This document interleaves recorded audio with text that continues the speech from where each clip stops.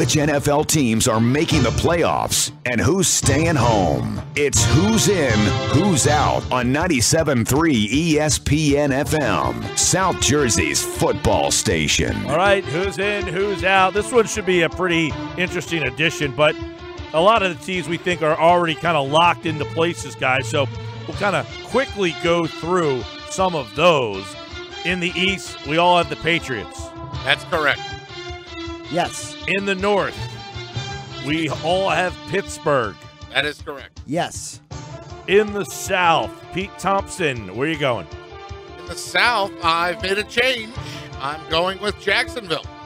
You would have looked really smart if you stuck with them when you went with them bizarrely a couple of weeks ago, like 5 weeks ago. Well, I've had them in the wild card position as far back as week 10. I think I had them. You had them winning the division like 5 weeks ago. Hang on. You're right. In week 6, I had them in the division, and then they went out and laid an egg, and they were right back out. 10, 9, 8, 7, 6. Oh, that's 5 weeks ago. You're so good at math, sir. So I have Jacksonville as the South winner. Josh? I made the change as well. I put the Jags in as the division winner, Titans out. My biggest problem with the Titans is that their defense is so bad, guys. You know, what the Steelers did against them on Thursday night really made the Titans look really vulnerable. I know people point to, well, Mariota had a bad game. Mariota might not have been in a position to throw the ball that many times, to throw that many interceptions.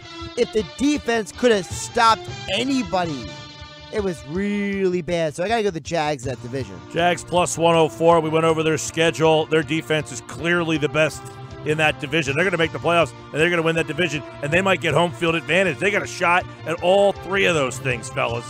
Take the Jags seriously. In the West, do we have a change from anybody going away from Kansas City? Speak now or forever hold your peace. Not for me, but I explained it earlier in the show when I said that the reason Kansas City still wins the West is that the rest of the division is not going anywhere. Or aren't they? There's a team I'm...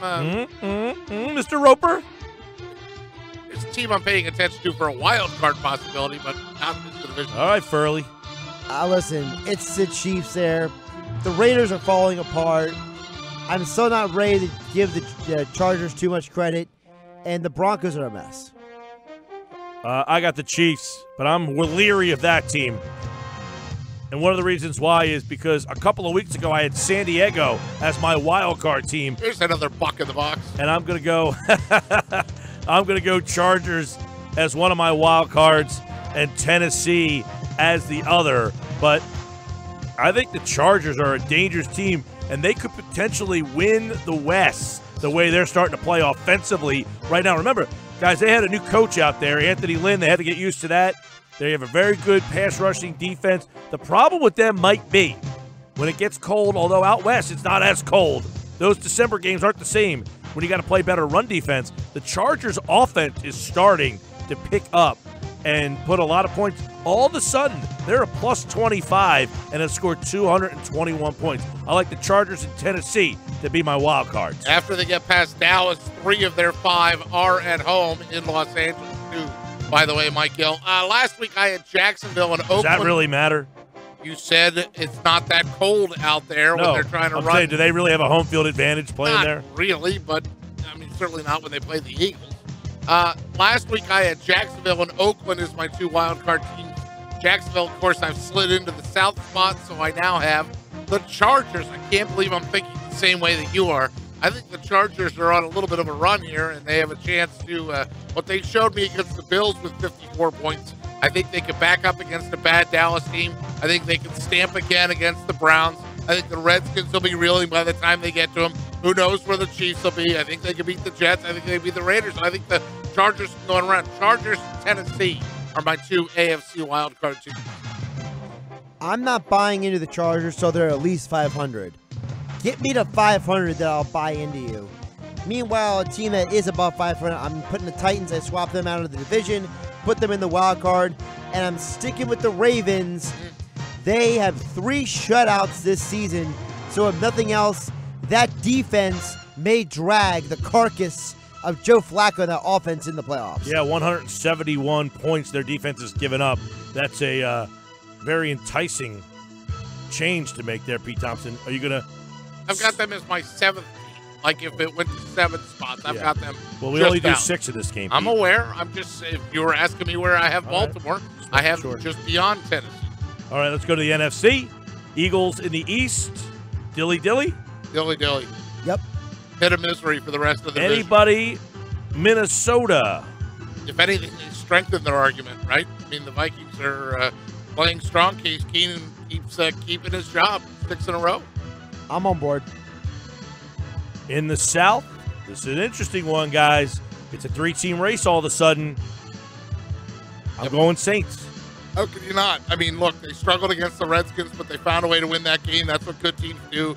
They've won 8 in a row. They got a plus 106 as their point differential. They're 2-0 in the division, 6-1 in the conference. Saints are on top for me. I have the Saints on top. You can't deny the winning streak. I think the Panthers, they may be in the conversation. I think the Falcons are too far behind the pace at this point. So, Saints definitely. In the West, I'm going, and I have been for a while, Rams. I'm going Rams as well, despite the loss. I still think they're a good football team, and we'll see what the Eagles get when they play them in a couple of weeks. But they have the edge to me, plus that point differential, 117. I'm going Rams still, despite the loss as well. Part of it is because the Seahawks are just basically all getting injured and going to IR. The Cardinals are miserable, and we know who the 49ers are. They may be young, but they're ready. Rams are ready, baby. Wild cards. Deal them out, Pete Thompson. Well, I took Seattle out of my wild card conversation, so my first wild card team is Carolina.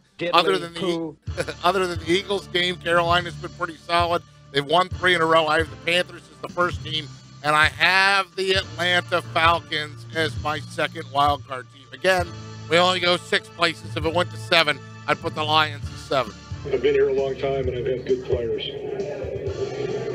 That's the formula. I also have the Panthers, one of my wild card teams, but I made a different change. I did also pull the Seahawks out, but I didn't put the Falcons in. I have the Lions as my final wild card because I believe in Matthew Stafford more than I believe in Matt Ryan right now. So I am going Stafford and the comeback kids over the Falcons. How about them Cowboys? I haven't heard them yet. I'm going why would you? Carolina and Detroit. Detroit's got this coming up. Ravens, Bucks, Bears, Bengals, Packers. Dilly. A lot of W's. That's a weak schedule. Dream team.